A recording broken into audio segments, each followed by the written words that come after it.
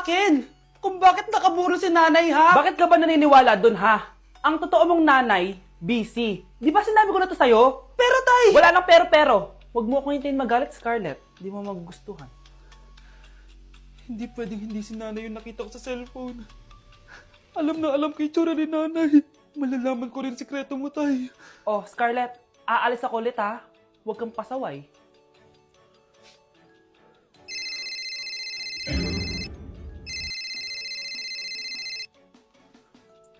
Nasa yung cellphone ko? Hello po. Pwede na po maklaim yung 10 million peso na galing sa insurance ng namatay niyo pong asawa. Insurance? Pasaway ka talaga? Pinatay mo ba si nanay, ha? Para makuha yung insurance niya? Hindi mo naiintindihan, anak. Napakahayop mo! Tatawag ako ng pulis!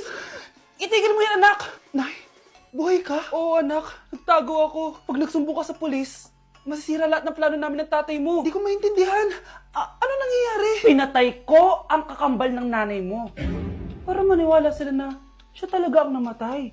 At makuha natin ng mga pera sa insurance. Sawang-sawa na ako sa buhay na to! Marami akong pangarap, anak! Gusto ko na gumanda yung buhay natin! Naririnig niyo ba yung mga sarili niyo, ha? Hindi ba kayo natatakot sa mga pinaggagawa niyo? Kung yayaman tayo sa maling paraan at sa paraan na magtatago ka sa pulis, Nay, itigil niyo na to, please! Please lang! Nay, kamusta na po kayo ni tatay? Eto anak, okay naman. Ikaw, kamusta ka na? Eto Nay, malapit na ako matapos ng college. Sana paglabas niyo ni tatay, marami na akong ipon. Huwag kang mag-alala anak, konti panahon na lang. Magkakasama ulit tayo ng tatay mo. See you, Nay. Miss ko na kayo. See you soon, anak. Tay? O anak, si nanay kasi kahapon pwede umuwi. Ano na kaya nangyari doon? Busy lang yung nanay mo. O siya, may good news ako sa'yo. Malapit na tayong yumaman.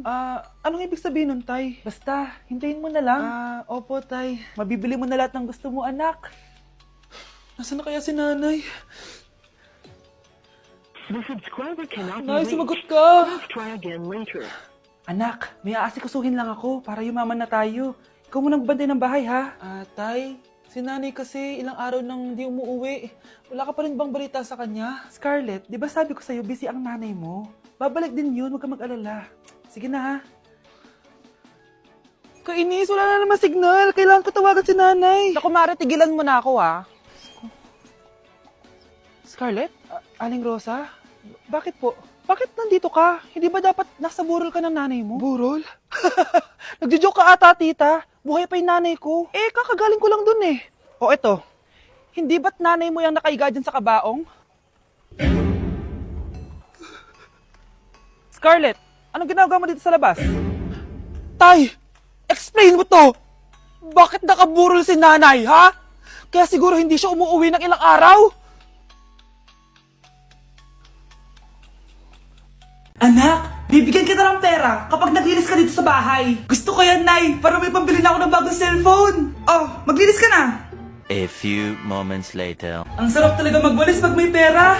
Nay, tapos na po ako magwalis. Ayan, tama yan. Maglinis ka na may silbi ka naman dito sa bahay. O, ito, pera. Nay, tapos na po ako maghugas ng plato. Wow, sipag talaga ng anak ko. O, ito, sa'yo na to. Makakabili na ako ng bagong cellphone.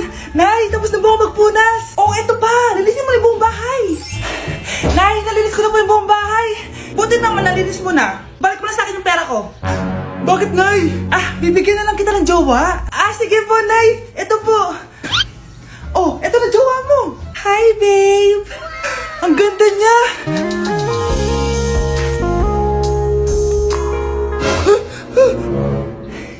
Bakit ang pangit na? Nay, ayoko na nito. Pera na lang.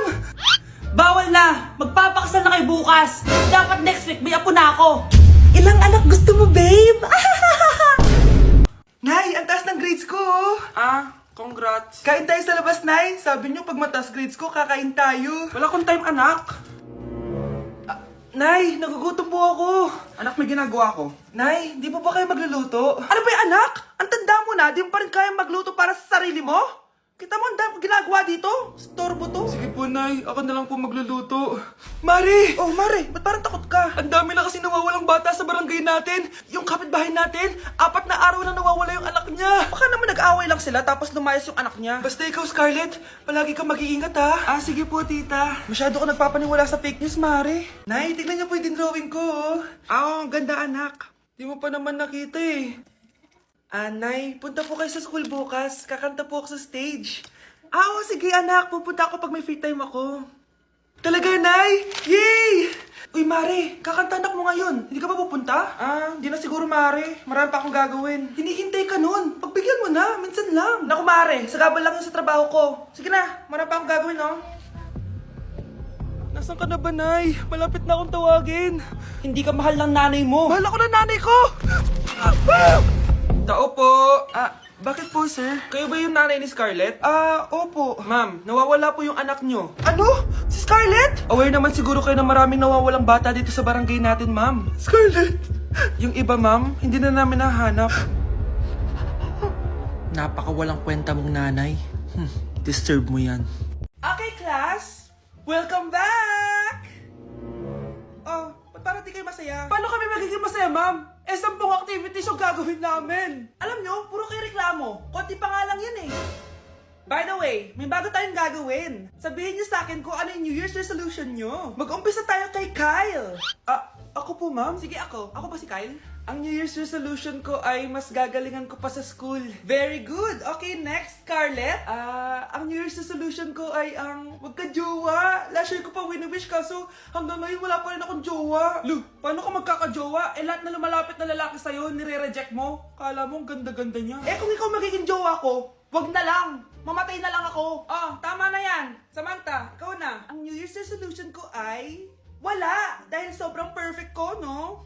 Feeling naman neto. Ako kaya yung pinakamabait at pinakamaganda dito, no? Ang pinakamasamang ugali. Anong sabi mo? Totoo naman eh. Dapat ang New Year's resolution mo, ang maligo ka. Puro ka make-up, ang asim-asim mo naman. Ganon? Ang New Year's resolution mo dapat ay ang mag-toothbrush ka. Dahil ang baho na hininga mo, lahat ng crush mo, nata-turn off sa'yo. Kumpara naman sa'yo, be. Itsurang pa lang, nata-turn off na sila. Walang iya ka? Manda ka sa akin pagkatapos nito. Ang New Year's resolution ko ay ang ibagsak kayong dalawa. Hey Susan, someone's calling. Hello, anak. Kamusta na kayo dyan? Padala ka ng 10,000 ha, dahil wala na kami baon ng mga kapatid ko. Anak, pasensya ka na. Di mo na ako makakapagpadala ngayon. Di ba pumunta ka dyan para sa amin? Wala ka naman palang kwenta eh. Sige anak, gagawin ko ng paraan ha. Di na muna siguro ako bibili ng gamot para may maipadala ako. Ako? Wala na ako nanay, di ba? Sino yung tumatawag, te? Di ba nasa ibang bansa yung nanay niya? Ano naman gusto mo? Hello anak, buti naman sinagot mo na. Nagpadala pala ako sa inyo ng mga kapatid mo. Baon niyo yun tapos pampagawa na rin ng bahay. Okay. Ikaw na bahala dun ha. I love you. So ayun na nga. Hello Mars? Mars, alam mo ba, yung anak mo, lasing umuwi kagabi. May kasama pang lalaki. Baka ibang babae yun, Mars, ha? Hindi naman ganun yung anak ko. Sure ka ba talaga, Mars, na yung mga perang pinapadala mo, napupunta talaga sa baon at bahay nyo? O ano? Nakapagpadala ka na ba ng pera? Oo, anak. Nagpadala na ako kanina. Dagdagan mo, ha? Marami kaming bayaran ngayon. Anak, matanong ko lang, saan mo ginagastos yung mga pinapadala ko? Babe, ano ba? Oh babe, shot ka pa. Ano to, Scarlett, ha? Dito lang ba napupunta yung mga pinapadala ko sa'yo, ha? Mga alak at vape na yan? Ba't umuwi ka pa? Nagpakahirap ako sa ibang bansa para sa inyo ng mga kapatid mo. Simula nung iniwan mo kami, wala na kaming nanay. Sa tingin mo ginusto ko to, ha? Wala akong choice, Scarlett. Ginawa ko to para sa inyo ng kapatid mo. Sa tingin mo ba ginusto namin na umalis ka? Nasanay kami na wala ka. Kaya okay kami kahit mawala ka. Nay! Una na kami, Scarlett, ha? Salamat po sa pagpunta. Oh, Scarlett, pinapabigay yan ng nanay mo bago siya mamatay.